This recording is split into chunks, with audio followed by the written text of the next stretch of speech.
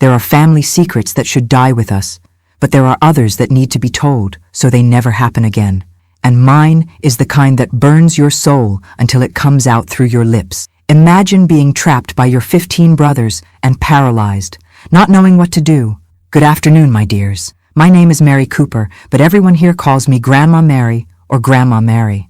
I'm 78 years old, born in February 1946 in a small town you've probably never heard of, Pine Creek, deep in rural Alabama, where the sun cracked the earth and families hid behind tall gates and even taller silences. I was born in a time when women had no voice, children had no rights, and patriarchs ruled like kings over their little empires. My story is about one of those families that from the outside seemed blessed by God, but inside held secrets that still wake me up in the middle of the night in a cold sweat. Folks, tell me in the comments what corner of America you're watching this old woman tell her memories from, and also tell me your name so I know who you are. And if you're enjoying this, don't forget to like this video and subscribe to Grandparents' Tales. You don't know how it warms my heart and gives me strength to share these memories with you. I'm the daughter of Joseph Cooper, a man known in town as a prosperous farmer, owner of land as far as the eye could see, and a large family that was the envy of many. To those looking from afar, we were living proof that God blesses those who work hard and respect family. But family, my dears, is sometimes just a pretty word to disguise the greatest horrors that can happen behind closed doors. My father was a tall man with broad shoulders, calloused hands, and a voice that didn't need to be raised to be obeyed. He had those small, piercing eyes that seemed to see through people, discovering lies before they were even told. He always wore cotton shirts, a leather hat, and boots that made noise on the cement floor of the big house, announcing his presence before he even appeared. Joseph Cooper wasn't just my father. He was the absolute patriarch of a family that had grown in a very particular way. Besides me, the only girl, 15 boys and young men lived on our property whom he called my sons, although not all were actually his biological sons. It had started when I was still very small. My father had a very personal philosophy about family and responsibility.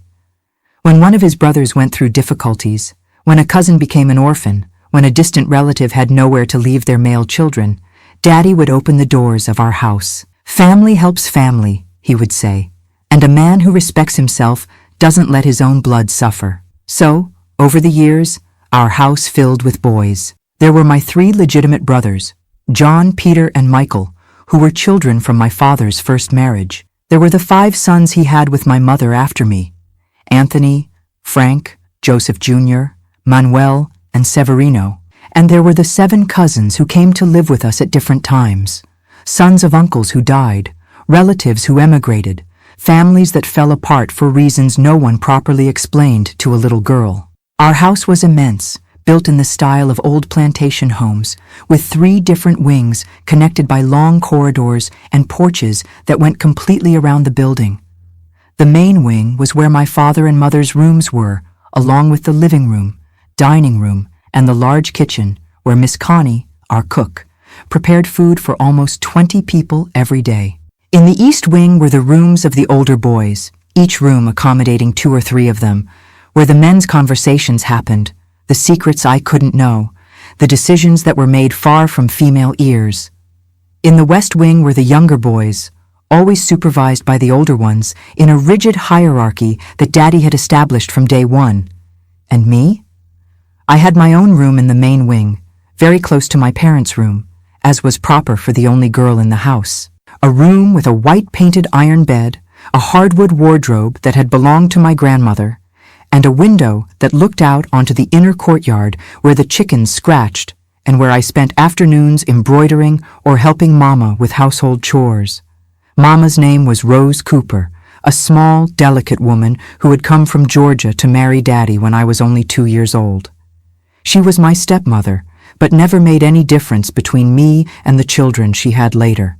Rose was a woman of few words, always busy with something, tending the garden, supervising the cleaning of the house, organizing meals, sewing clothes for that crowd of men who lived with us. She had small but strong hands, always smelling of soap and lavender water, and a loving way of smoothing my hair when I came near her on quiet afternoons. Mama Rose never talked about the past, never told me what her life was like before she came to our farm.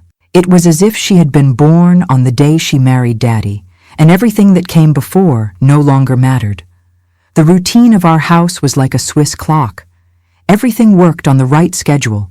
Each person knew exactly what their role was, and no one dared question the rules Daddy had established. We all woke up at 5 in the morning to the sound of the bell he rang on the porch. The boys went out to do the field work, taking care of the cattle, feeding the pigs, working in the corn and bean plantation that supported all those people. I stayed at home with Mama, learning women's chores. I helped prepare breakfast for almost 20 people, washed and ironed all those men's clothes, took care of the chickens, watered the garden.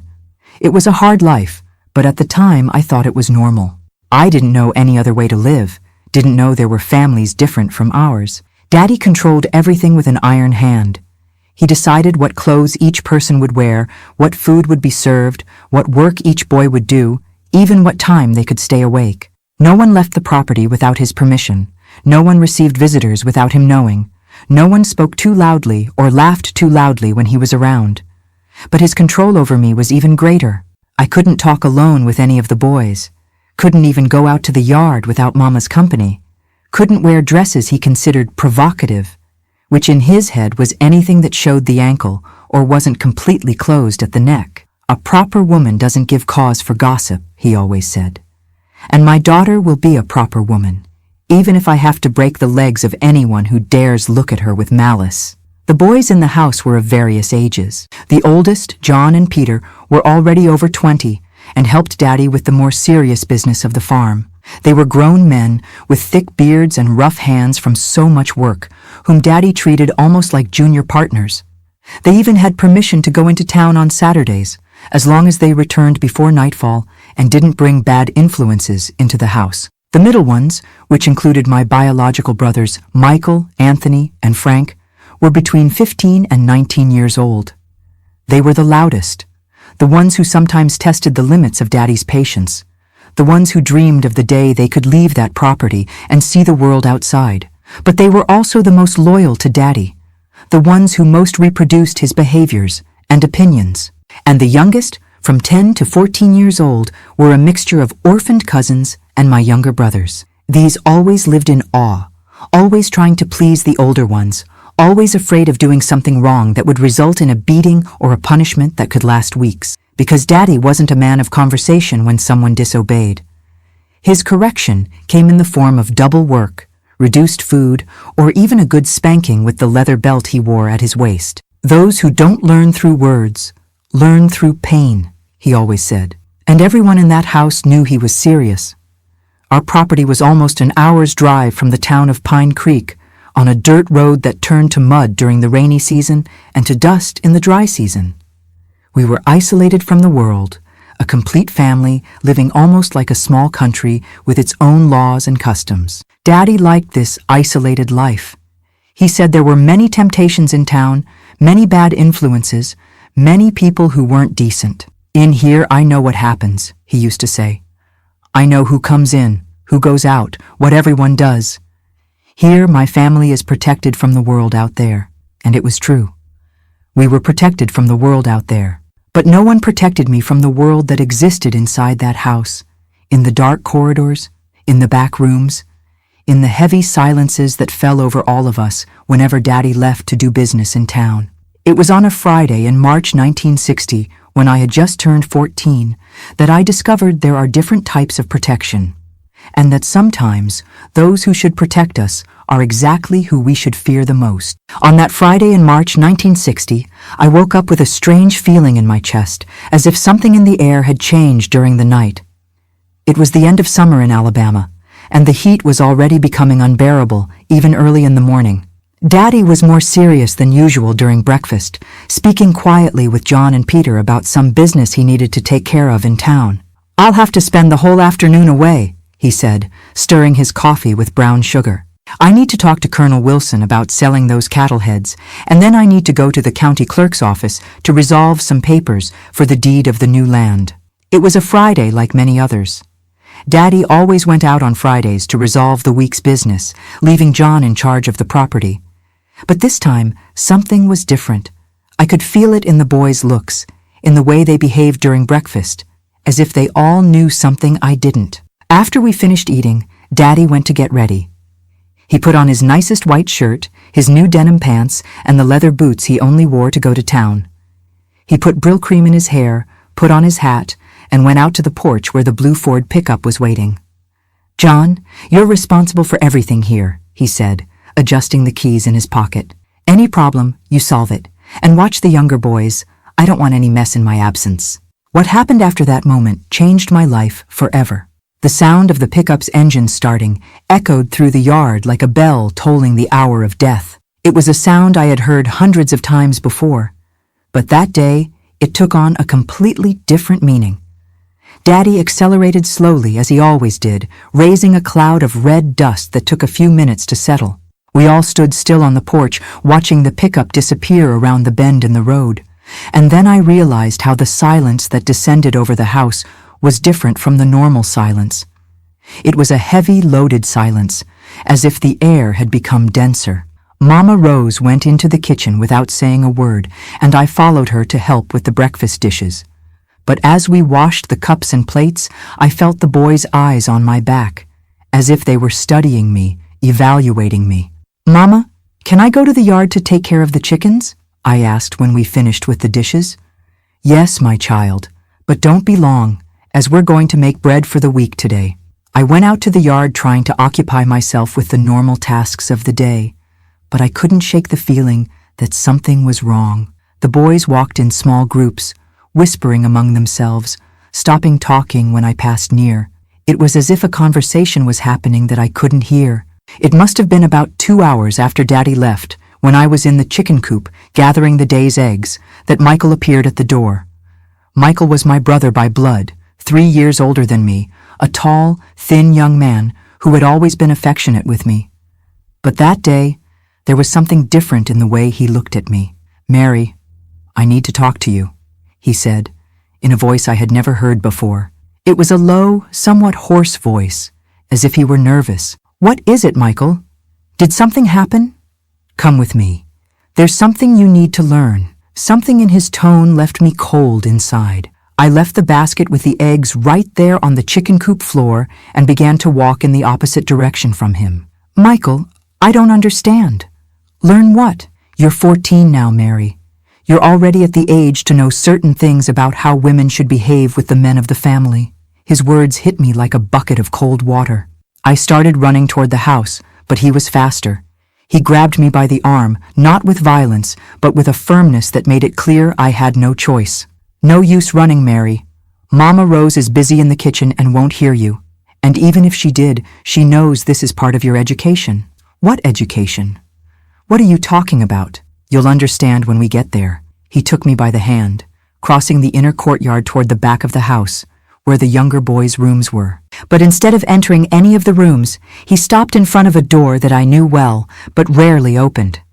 It was the room that Daddy used to store old tools, some sacks of corn, and other things that didn't fit in the main storage. "Michael, why are we going to the tool room?" "Because that's where the girls in our family learn to become women." He opened the door, and what I saw inside left me breathless. It was no longer a messy storage room. Someone had tidied up the room, put an old mattress on the floor, hung a curtain over the only small window. It was as if it were a room specially prepared for something. "Come in, Mary." "No, I don't want to go in." "It's not a question of wanting. It's a question of obeying." That's when other footsteps echoed in the hallway behind us. I turned and saw John approaching, with an expression on his face that I had never seen before. Behind him came Peter, Anthony, Frank. One by one, all my brothers and cousins appeared, forming a semicircle around the door of the room. "John, what's happening?" I asked, my voice coming out weaker than I wanted. "What's happening is that you're going to learn what your place is in this family, Mary. You're going to learn to serve the men who take care of you." "I don't understand." "You don't need to understand now, you just need to obey." It was John who pushed me into the room. It wasn't a violent push, but it was firm enough to make me stumble and fall sitting on the edge of the mattress. The door closed behind me with a dry noise that echoed like a gunshot. I sat there, trembling, trying to understand what was happening. Outside, I heard low voices, whispers, as if they were organizing something. It was as if there was a plan that everyone knew except me.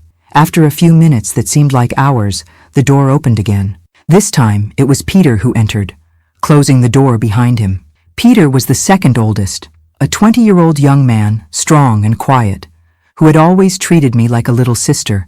But when he looked at me at that moment, his eyes were different. They were the eyes of a stranger. "Mary, you're going to stay quiet and do everything I tell you, understand?" "Peter, I want to get out of here. I want to go back to Mama. Mama Rose knows you're here. She knows what's going to happen. This is part of the education of every girl in this family." "What education? I don't understand." "You don't need to understand. You just need to obey."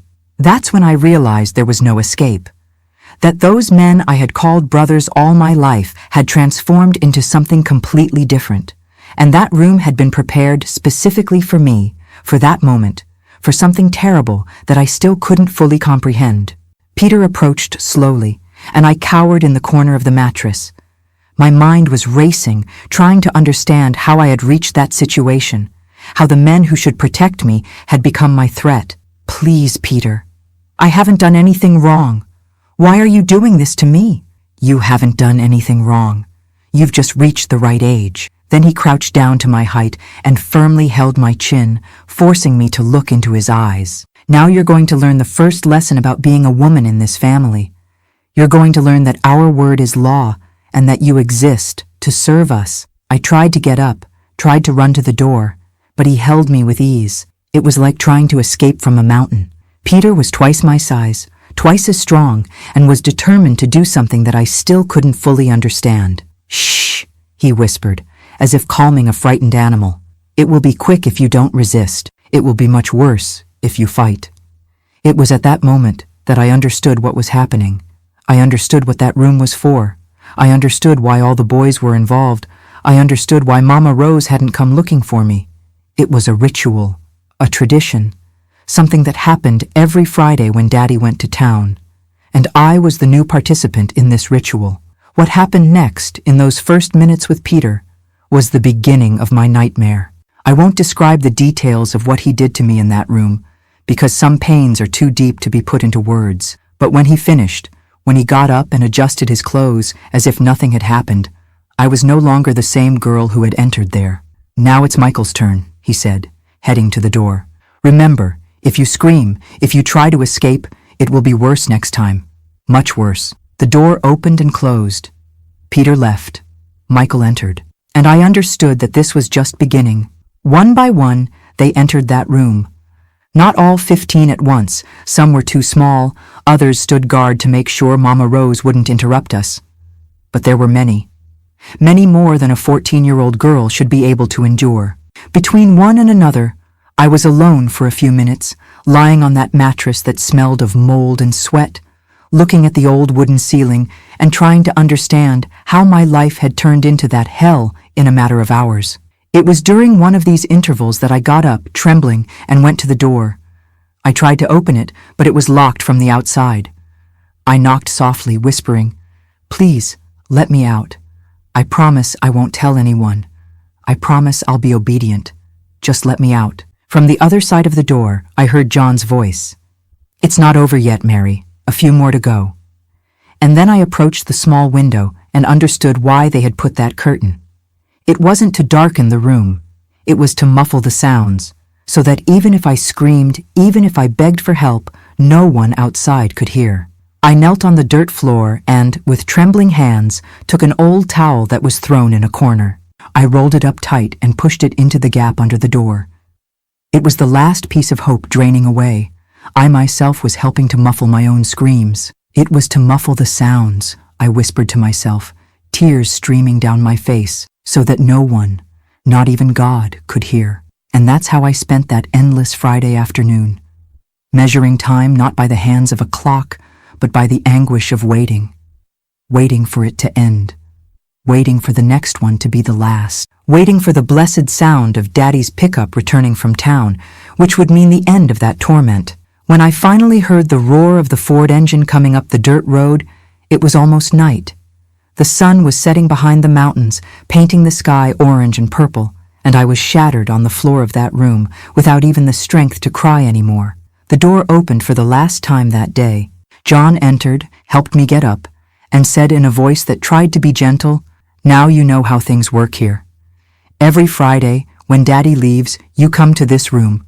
That's how it's always been with the women in this family. That's how it will always be. And if I tell Daddy, Daddy knows Mary. Who do you think built this room, folks? Can you really believe what I'm telling you? Tell me in the comments if you had brothers and what your relationship was like with them. I swear I'll read every comment." John's words echoed in my head like a cracked bell. Daddy knows. Who do you think built this room? At that moment, everything I believed about my family, about protection, about love, crumbled like a sandcastle touched by a violent wave.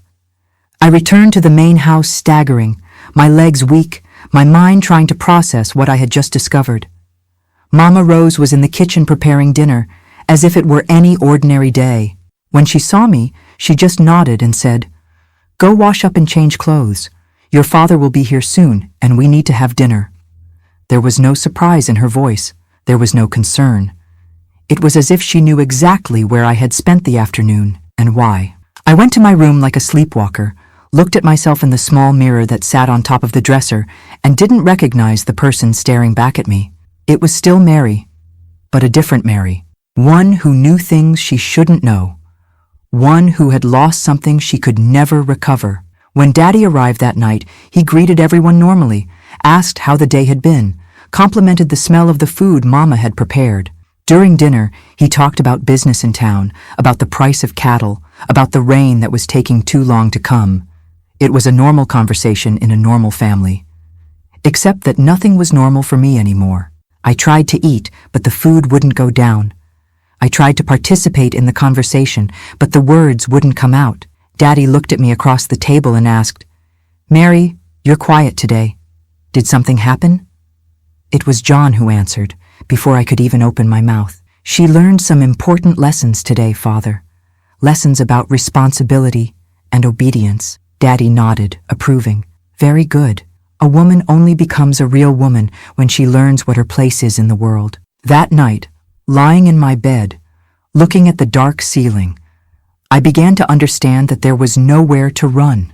There was no higher authority than Daddy on that property. There was no law beyond his law. And apparently, that law included what had happened to me that afternoon. I spent the whole week living in a strange fog. During the day, I tried to occupy myself with normal tasks, helping Mama, taking care of the chickens, washing clothes. But my mind was always going back to that back room, to John's words, to the terrible certainty that it would repeat on the following Friday. The boys behaved differently with me now. It wasn't open cruelty, but a forced intimacy that gave me chills, a look that lingered too long during breakfast, a hand on my shoulder that stayed too long, comments that had double meanings and that only I understood.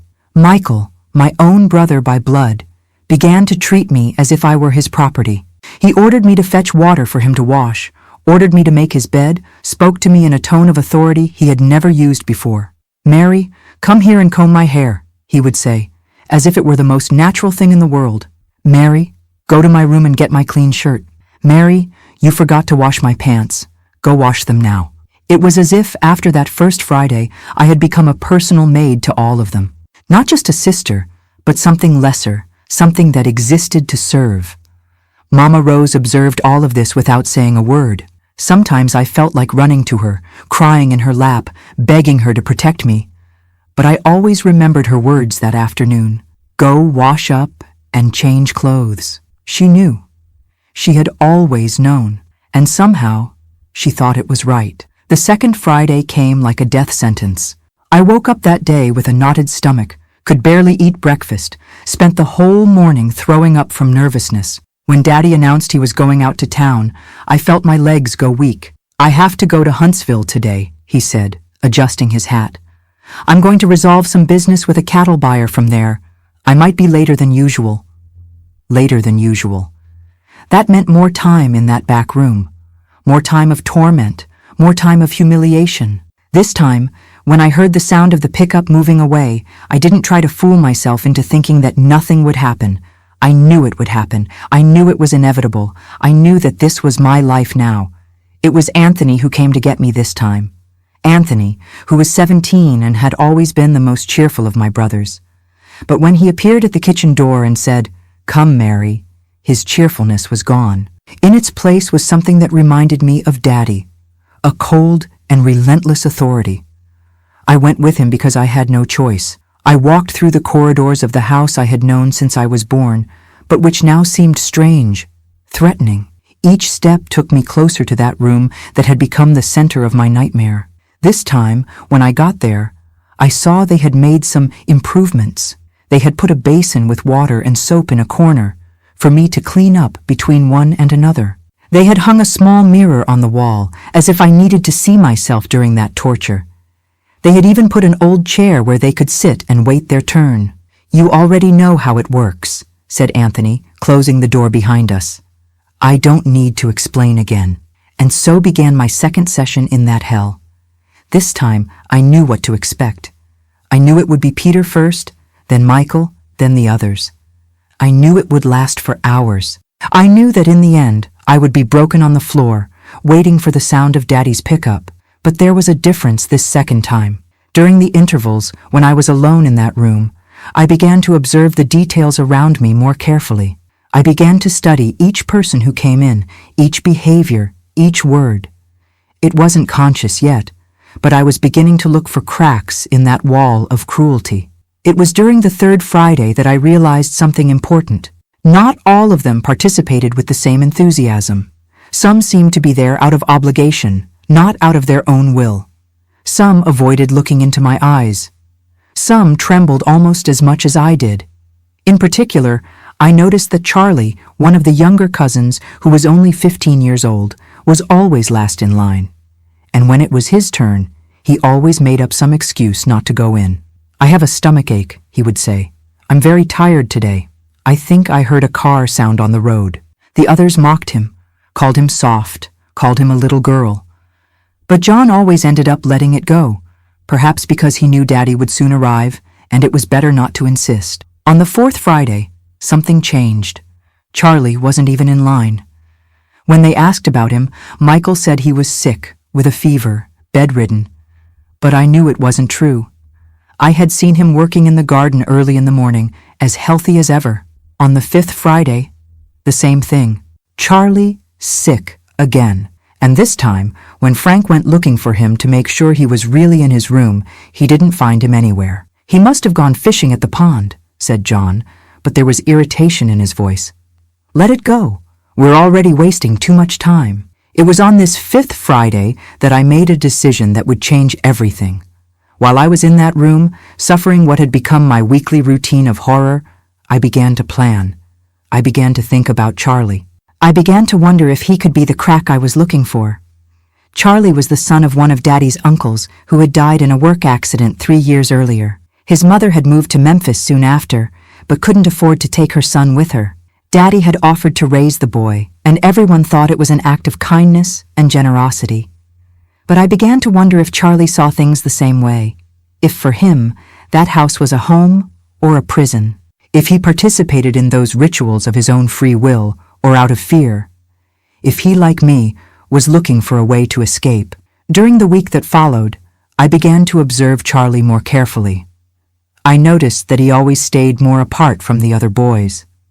I noticed that during meals, he ate in silence, looking at his plate, as if he wanted to become invisible. I noticed that at night, when the others stayed on the porch talking and laughing, he disappeared somewhere. One Thursday night I discovered where he went. I woke up in the middle of the night to go to the bathroom, and passing by the hallway window, saw a small shadow in the yard.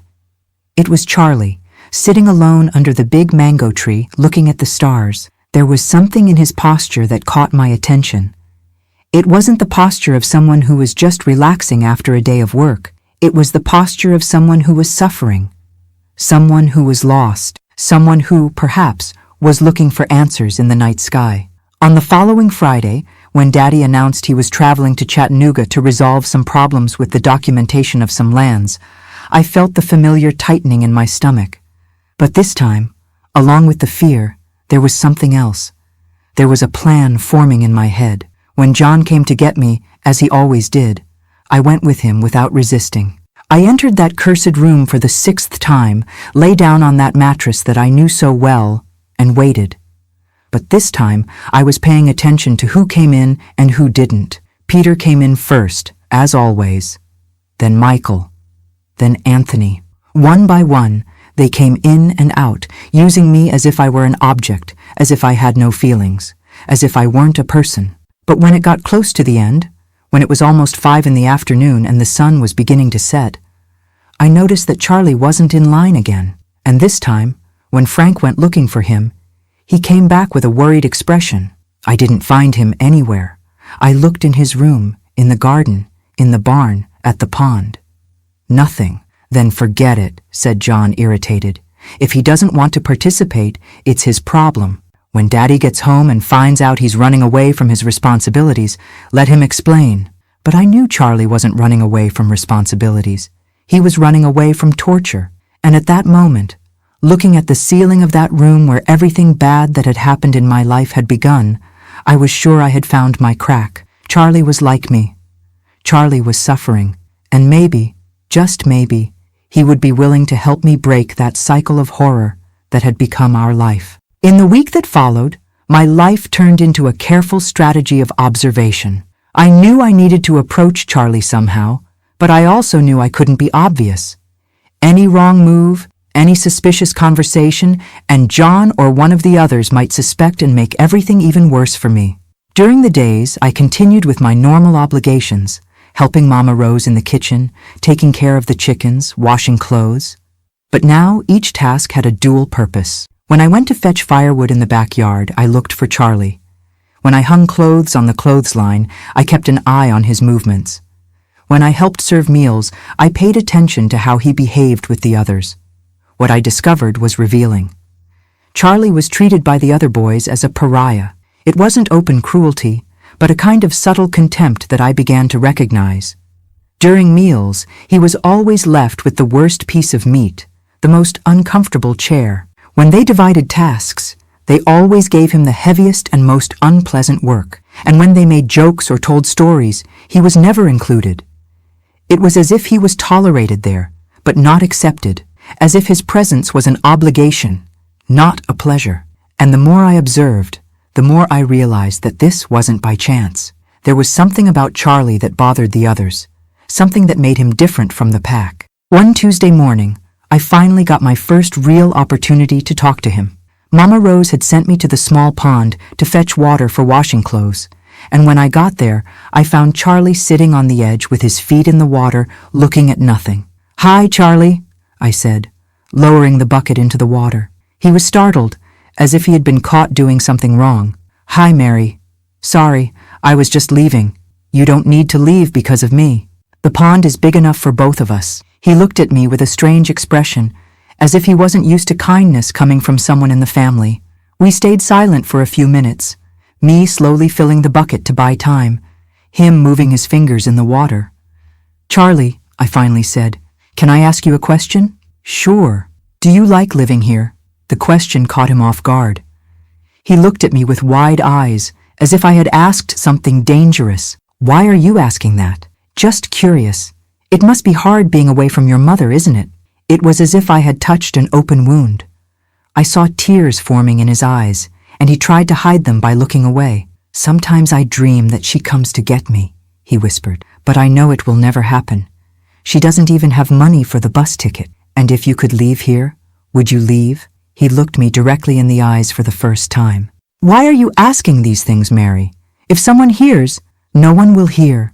It's just between the two of us." Charlie was silent for a long time, as if thinking about whether he could trust me.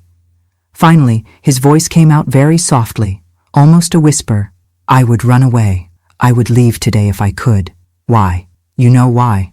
And it was at that moment that I understood that he knew about the back room. He knew about Fridays. He knew about the horror I lived through every week. And more importantly, he didn't want to be a part of it. "Charlie," I said, my voice trembling with nervousness, have you ever Have you ever participated in the things that happen when Daddy travels? He turned red as a beet and shook his head vigorously. John wants me to participate. Says it's part of being a man in this family. But I can't. It's not right, Mary. It's not right what they do to you. I felt a wave of relief so great that I almost collapsed right there on the edge of the pond. I had found someone who saw the situation the same way I did. Someone who knew it was wrong. Someone who, maybe, could help me. And what do you do when they tell you to go there? I hide. I pretend I'm sick. I disappear into the woods. Anything not to have to do that to you. And they don't get angry? They do. John said if I keep refusing, he'll tell your father I'm weak, useless. He said your father might send me away. And are you afraid of being sent away? I am, and I'm not. I'm afraid because I don't know where to go. But also, sometimes I think it would be better to be anywhere that wasn't here. I finished filling the bucket, but didn't get up to leave. I knew that conversation was too important to be interrupted. Charlie, if I tell you something, do you promise not to tell anyone? I promise. I'm thinking of a way to get out of this situation, but I can't do it alone. I need someone to help me. He looked at me with a mixture of hope and fear. What kind of help? I don't know exactly yet, but I know it needs to be someone from inside the family, someone who knows the scheme, someone they trust, and at the same time, someone who doesn't agree with what's happening. You're talking about me? I am. Charlie was silent for a long time, nervously fidgeting with his hands. I could see that he was struggling with himself, weighing the risks, trying to decide if he could trust me. If they find out we talked about this, he finally said, they won't find out. We'll be careful. And what do you want me to do? For now, nothing. I just want to know if I can count on you when the time comes. If when I have a plan, you'll help me execute it. And what would this plan be? I don't know yet. But it has to be something that exposes what they're doing. Something that forces Daddy to stop this. Your father knows what happens, Mary. He's the one who ordered that room to be built. I know. But one thing is for him to know and allow it in secret. Another thing is for it to become public, for other people in town to find out. Daddy cares a lot about his reputation. Charlie nodded slowly. It's true. He would be furious if anyone from outside knew. So will you help me? He took a deep breath, as if he were making the most important decision of his life. I will. I can't stand living like this anymore. I can't stand knowing that you're suffering and I'm not doing anything to help. I lifted the heavy bucket of water and began to walk back to the house. But before I left the pond, I turned to him one last time. Charlie, from now on, we'll have to pretend we're just normal cousins. We can't give any sign that we're allies. Agreed? Agreed. But how will we communicate? Leave it to me. I'll think of a way. In the days that followed, Charlie and I developed a discreet communication system. When I wanted to talk to him, I would leave a small stone on the kitchen windowsill. When he saw the stone, he knew he should meet me at the pond after dinner. When he wanted to talk to me, he would tie a blade of grass on the chicken coop fence. It was risky, but it worked. During these secret conversations, we began to develop a plan. At first, they were just vague ideas, thoughts about how we could expose what was happening. But gradually, the ideas became more concrete, more viable. The inspiration came on a Thursday night when Daddy came home with some news. He had brought a small tape recorder, the kind that worked with batteries, to use in his business. He wanted to record the important conversations he had in town, so he wouldn't forget the details later. It's modern technology coming to the country, he said, proudly showing the little device to the whole family. With this here, I won't miss any important detail of my negotiations. When I saw that recorder, I immediately knew what our plan would be. It was perfect. It was small enough to be hidden, quiet enough not to be noticed, and powerful enough to clearly capture voices. That night, I left the stone on the kitchen windowsill.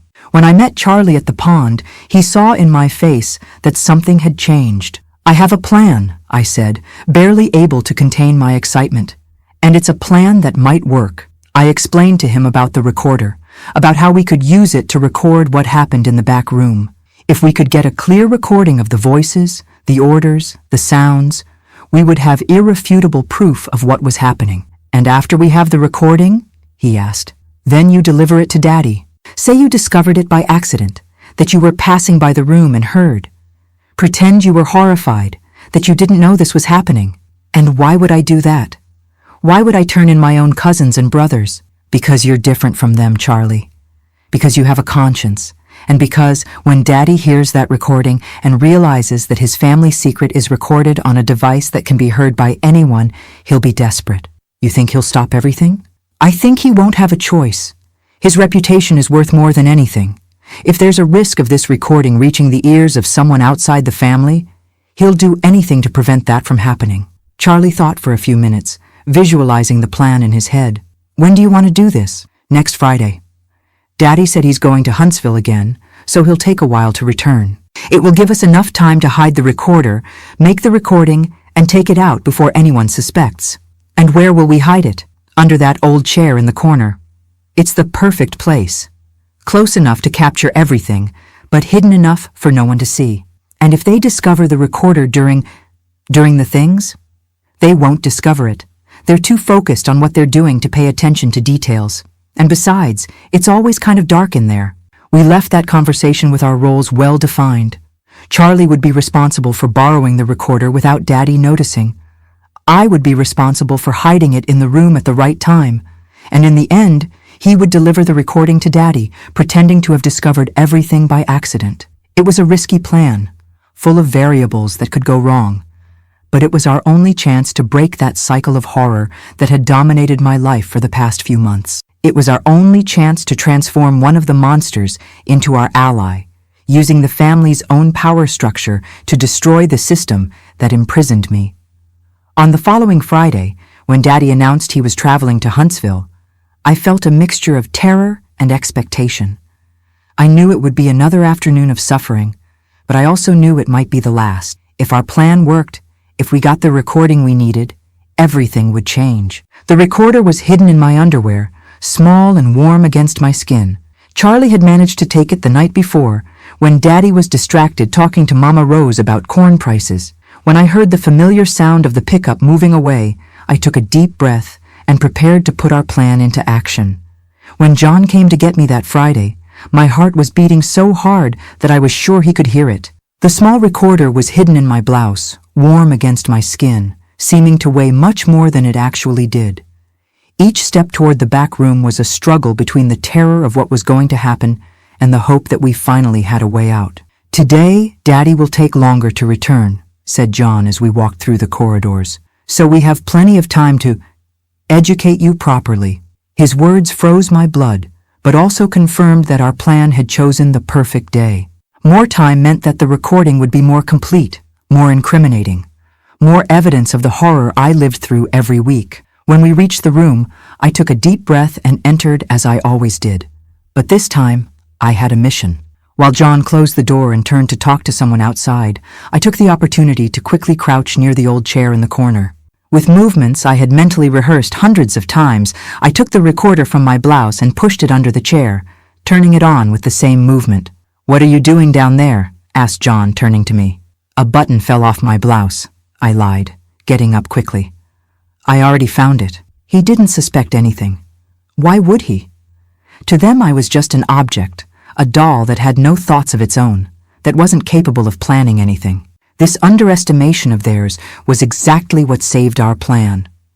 What happened in the following hours was the same horror as always, but this time I endured it, knowing that every cruel word, every humiliating order, every degrading sound was being recorded on that little device hidden in the corner of the room.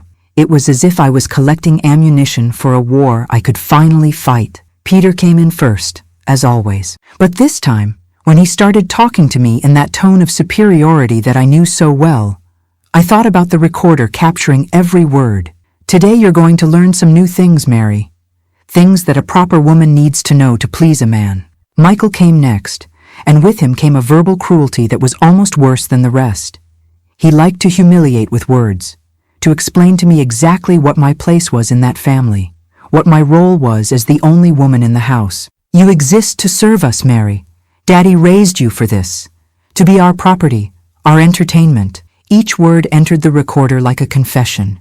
Each phrase became evidence of what really happened in that house that from the outside seemed so blessed by God. One by one, they came in and out. Anthony, Frank, Joseph Jr., Severino, some of the older cousins, each one leaving their mark of cruelty recorded on that device they didn't even dream existed. The hardest was when it was Manuel's turn, my youngest brother by blood, who was only 16. Seeing someone I had helped raise, someone I had taken care of when he was little, treating me as if I were less than human, was a pain that cut deeper than any physical wound. "I'm sorry, Mary," he whispered when he came in. "But John said if I don't do this, he'll tell Daddy I'm weak. And you know what Daddy does to those he thinks are weak." It was the first time someone had apologized. It was the first time someone showed they knew it was wrong. And even being a small crack in the cruelty, it hurt even more because it showed that they knew exactly what they were doing to me. The hours passed as they always passed, slowly, painfully, marked only by the succession of faces that came in and out of that cursed room. But this time, there was something different in the air. There was hope. There was the certainty that this would be the last time. When I finally heard the sound of Daddy's pickup coming up the dirt road, it was almost night. The last rays of sun were coming through the small window, painting the room with an orange light that seemed unreal after so many hours of horror. John came in for the last time to give me the usual instructions about keeping the secret, about how I should behave during dinner, about the terrible consequences that awaited me if I dared to tell Daddy anything. "Always remember, Mary, Daddy knows this happens. He wants it to be this way. If you try to change things, it will be much worse for you." When he left, I was alone in the room for a few minutes. I waited to be absolutely sure there was no one around. Then I crawled to the chair in the corner and took the recorder. It was warm, still working, still recording. With hands trembling from nervousness and emotion, I turned it off and hid it back in my blouse. I left the room like a shadow, walked through the empty corridors to my own room, and hid the recorder at the bottom of the drawer of my underwear. It was the evidence we needed. It was our weapon against years of terror. That night, during dinner, I played the usual role. Quiet girl, submissive, who had spent a peaceful afternoon helping Mama Rose with household chores. Daddy told about the business in Huntsville, about the people he had met, about the cattle prices that were better than expected. "It was a productive day," he said, cutting the piece of roast meat that Mama had prepared. "I resolved some important business, made some new contacts. Our family is prospering, thank God." If he knew what had really happened in that house while he was away, if he knew that his prosperity was being built on the suffering of his own daughter, but soon he would know. Soon he would hear every word, every moan, every cruel order that had been recorded on that small tape hidden in my room. On Saturday morning, I left the stone on the kitchen windowsill. When I met Charlie at the pond after lunch, he immediately saw in my face that the plan had worked. "Did you get it?" he asked, barely able to contain his anxiety. "I got it. It's all recorded. Every word, every voice, every horrible thing they said." I took the recorder from my blouse and placed it in his hand. It seemed too small to carry so much weight, so much evidence, so much power for change. "And now you do your part. You go to Daddy tomorrow morning, very early, before he leaves for work. You'll say you found this thrown in the yard, that you were curious and decided to listen. You'll pretend you were horrified by what you heard. And if he's suspicious of me, and if he finds it strange that I found exactly this, he won't be suspicious. You're just an orphaned cousin who lives here out of charity. For him, you don't have enough courage or intelligence to plan something like this." Charlie kept the recorder in his pants pocket, but there was doubt in his eyes. "Mary, what if this doesn't work? What if instead of stopping everything, he gets even more furious?" "It will work," I said, with a conviction that I didn't know where it came from. "It will work because the only thing Daddy loves more than power over this family is his reputation out there. And if he knows there's a recording of these things circulating, he'll do anything to protect his name. And after I deliver this to him, what will happen to me? You'll be the hero of the story. You'll be the brave boy who discovered a terrible thing and had the courage to tell the authority of the family. Daddy will see you with different eyes. And you? What will happen to you?" That was the question I didn't want to ask myself. I didn't know what Daddy would do to me when he discovered that I had orchestrated that plan. I didn't know if he would see me as a victim or as a traitor, but I knew that anything would be better than continuing to live that hell every Friday. I'll be fine, I lied. The important thing is that this will end. Forever. Sunday morning came like a different dawn. I woke up knowing that by the end of that day, my life would have completely changed. Either for the better, if our plan worked, or for much worse, if it failed. During breakfast, I discreetly observed Charlie. He was nervous, moving his food around a lot, avoiding looking directly at anyone. But when our eyes met for a second, I saw determination there. He was going to do his part. After breakfast, when Daddy went out to the porch to have his small coffee and read an old newspaper he had brought from town, Charlie got up from the table with a solemn expression. "Mr. Cooper," he said, his voice trembling slightly, "can I talk to you? It's about something important I discovered." Daddy raised his eyes from the newspaper, surprised. Charlie rarely spoke to him directly, rarely took any initiative. "What is it, boy? Speak up." "It's better if we talk in private, sir. It's a serious matter." Daddy closed the newspaper and looked at Charlie more carefully. There was something in the boy's tone that had aroused his curiosity. "Then come inside. Let's talk in my office." They went into the house and I stayed on the porch, pretending I was interested in feeding the chickens, but with all my senses concentrated on trying to hear what was happening inside.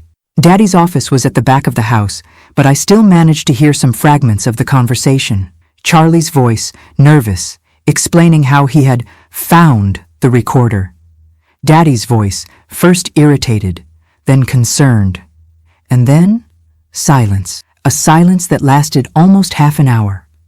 A silence during which I knew Daddy was listening to that recording, listening to the voices of his own sons and nephews confessing the crimes they committed every Friday in the back room. When the voices returned, they were different. Daddy's voice was lower, more controlled, but loaded with a fury that I could feel even from afar. Charlie's voice was even more nervous, but also relieved, as if the most difficult weight had been lifted from his shoulders. After a few more minutes, I heard heavy footsteps approaching. Daddy came out of the office with an expression on his face that I had never seen before. It wasn't common anger. It was the expression of a man who had discovered that his empire was built on a secret that could destroy him. Behind him came Charlie, pale but determined. When our eyes met, he made an almost imperceptible sign with his head. It had worked. Daddy had heard everything, and now it was time to see what he would do with that information. "John!" shouted Daddy with a voice that made the whole house tremble. "Come here now!" And that's how the end of our nightmare began, with a shout of fury from a patriarch who had discovered that his absolute authority had been challenged, recorded, and transformed into evidence that could destroy everything he had built. John appeared running from the east wing of the house, with his shirt half open and his hair disheveled, as if he had just woken up from a nap. When he saw the expression on Daddy's face, his face completely changed. It was like seeing a boy turning into an adult in a matter of seconds, realizing that something very serious was happening. "What is it, Father? Did something happen?" Daddy didn't answer immediately. He stood looking at John with those small, piercing eyes, as if he were seeing for the first time who that man he had raised really was. The silence extended for so long that even the little birds in the yard seemed to stop singing. "Come into the office," Daddy finally said, in a low voice that was much more frightening than any shout. "And call Peter, Michael, Anthony, Frank. Call everyone. Now!" John tried to ask some question, but Daddy's look silenced him on the spot. He ran off to get the others, and in a few minutes the whole house was in an uproar. The boys were arriving one by one, all with the face of someone who didn't understand what was happening, but knew it was serious. I stayed on the porch, pretending to feed the chickens, but paying attention to every movement. Charlie had disappeared, probably hidden in his room so as not to appear suspicious. Mama Rose appeared at the kitchen door, drying her hands on her apron, with that worried expression she always had when Daddy got too serious. "Mary, come inside," she said softly. "When your father gets like this, it's better for us not to be in the way." But I didn't want to miss anything. This was the moment I had dreamed about for months. Finally, Daddy was going to discover the truth about what happened in his house when he went out. Finally, Someone with authority was going to confront those monsters who hid behind smiles of protective brothers. "You go, Mama. I'll be right there." She looked at me strangely, but went into the house. Mama Rose always knew how to stay out of men's business, even when that business involved her daughter. From the office, voices began to come. First low, then louder. I couldn't understand the words, but the tone was getting more and more tense. Daddy talked for long periods, and then came short, nervous answers from the boys. Suddenly, I heard a dry noise, as if someone had hit their hand hard on the table. Then, the loudest shout I had ever heard Daddy give in my entire life. "Liars! All of you! Liars and scoundrels!" The silence that followed was even more frightening than the shout. It was as if the entire house was holding its breath, waiting to see what would happen next. Then the real discussion began. Voices rising, people talking at the same time, Daddy shouting orders that I couldn't quite understand. I heard my name being mentioned several times, always followed by curse words and accusations that made me understand that they knew they had been discovered. The office door opened with such force that it hit the wall. John came out first, with a red face and frightened eyes. Behind him came Peter and Michael, also with faces of men who had just received the beating of their lives. Not physical, but with words that cut deeper than any belt. Daddy appeared at the office door holding the recorder in his hand as if it were a weapon. His voice echoed through the entire house. "Now you're going to learn what happens when someone dishonors the name of this family." What happened next was something I had never seen before. Daddy, the man who had always controlled everything with calm and quiet authority, completely lost control. But it wasn't a casual loss of control. It was a calculated, planned, devastating fury. He called all the boys to the central courtyard of the house. One by one they appeared, all 15, including Charlie, who came out of his room trying to appear confused about what was happening. Mama Rose and I stayed on the porch, observing from afar, but Daddy made sure we were present. "Mary, come here," he said, pointing to a place beside him. "You're going to watch this." When I approached, I saw that Daddy was trembling, not from fear, but from an anger so deep that it was making his body vibrate like a guitar string. He raised the recorder for everyone to see. "You know what's in here?" he asked, his voice coming out low but sharp as a razor. "It has your voices. It has every dirty word that came out of your mouths. It has the proof that my own sons turned into animals without my permission." John tried to say something, but Daddy cut him off with a look that could kill. "Shut up! You'll speak when I tell you to!" Daddy began to walk back and forth in front of those men, like a general inspecting soldiers who had committed treason. Each step of his echoed on the cement floor like a death sentence. "You thought I was an idiot?" he asked. "You thought you could do whatever you wanted in my house, with my daughter, behind my back, and that I would never find out?" "Father, we can explain," Michael tried. "Explain what?" Daddy's shout was so loud that even the neighborhood dogs began to bark. "You're going to explain how you turned my daughter into a... He couldn't finish the sentence. For a moment, I thought he was going to cry. But instead of tears, what came was more anger. "You dishonored this family," he said, now speaking low again, which was even more frightening. "You dishonored my name. You dishonored the name of your ancestors. And worst of all, you did this hidden from me, as if you were filthy criminals." It was then that I understood what the real issue was for Daddy. It wasn't what they had done to me.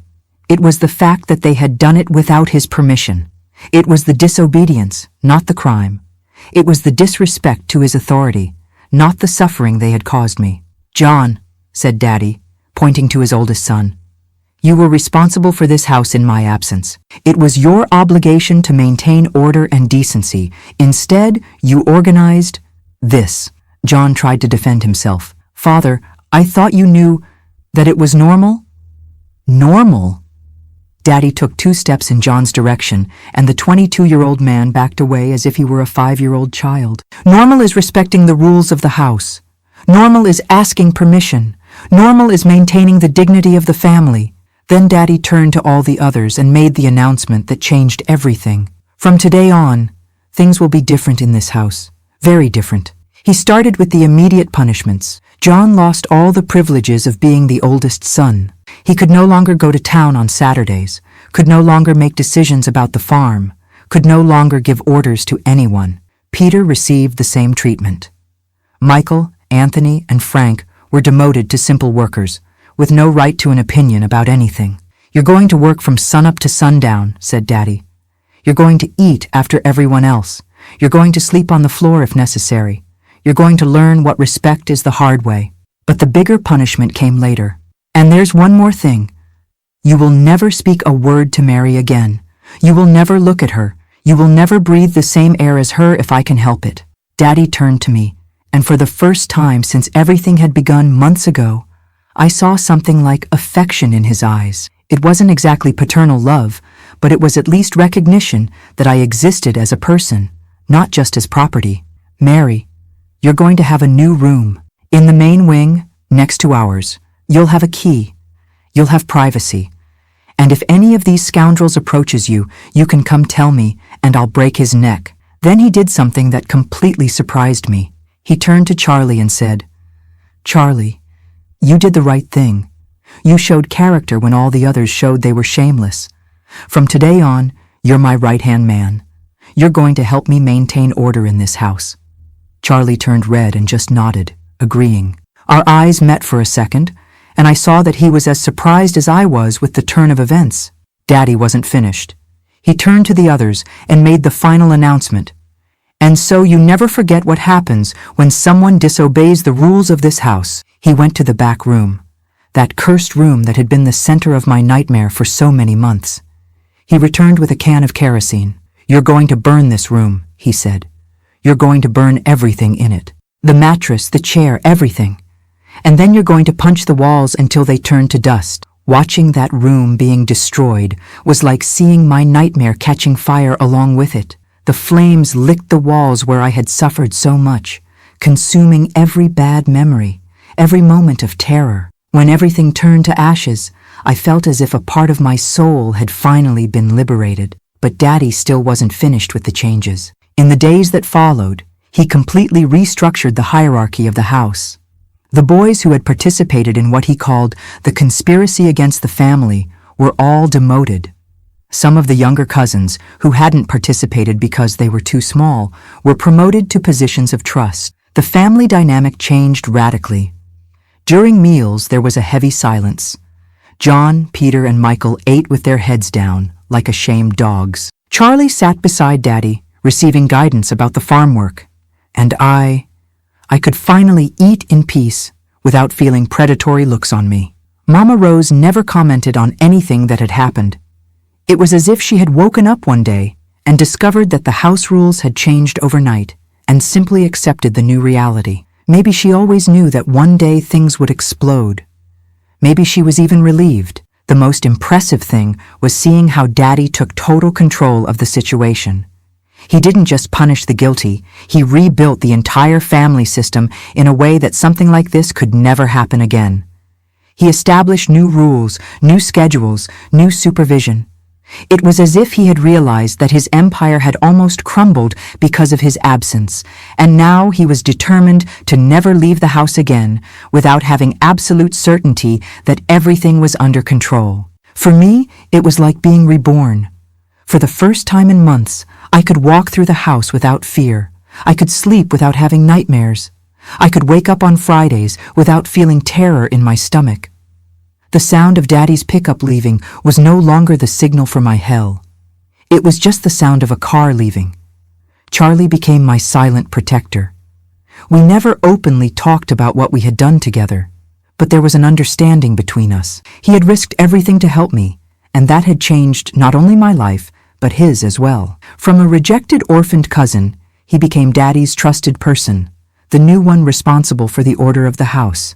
Years later, when I got married and left the farm, Daddy never again allowed so many men to live under the same roof. Charlie told me that he had become much more rigorous with everyone, much more present, much more controlling. It was as if he had learned that delegating authority was too dangerous. John, Peter, and Michael never fully recovered from the humiliation. They continued living on the farm, working as employees of their own father, but never again having the trust or respect they had before. It was a punishment that lasted for the rest of their lives. Today, looking back, I understand that our victory wasn't perfect. Daddy didn't stop what was happening because he understood it was wrong. He stopped because he discovered he was being betrayed. But the final result was the same. I was freed from a hell that seemed to have no end. The strength I found to plan and execute that plan changed who I was forever. I discovered that even in the most desperate situation, there's always a crack in the wall.